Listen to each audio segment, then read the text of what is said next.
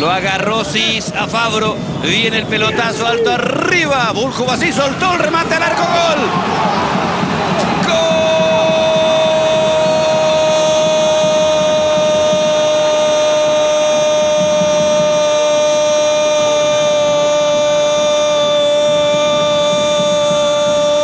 Gol. De Guaraní. Carvalho.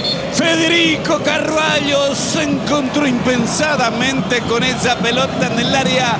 No dudó, metió el remate de derecha que termina cerca del palo. Soltó esa pelota Buljubasic.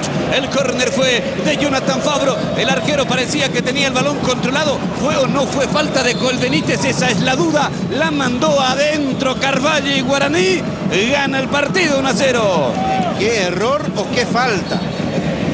Hay un toque, lo empuja del hombro. Joel Benítez a Buljubasic, era falta del zaguero central de Guaraní, lo desacomoda.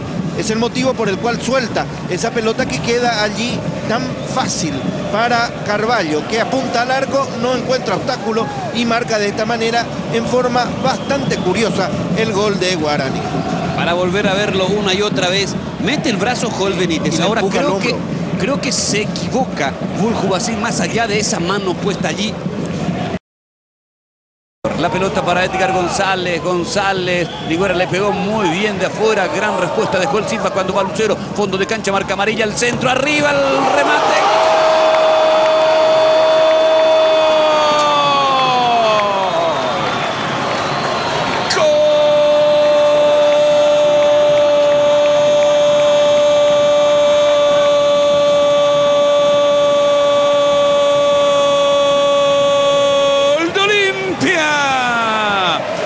Pescadito, Carlos Humberto Ruiz llegó sobre el costado derecho para completar la obra de Lucero. Le ganó amarilla, metió el centro, no llegó el manotazo de Joel y de puntín, saltando y anticipándose a la marca, el Pescadito Ruiz conecta para empatar el partido. Ruiz deja Olimpia 1, Guaraní 1. Una jugada clásica, la apertura hacia la izquierda muy bien hecha para que Lucero termine desbordando a un Nelson Amarilla que no llegó rápido al cruce para impedir que esa pelota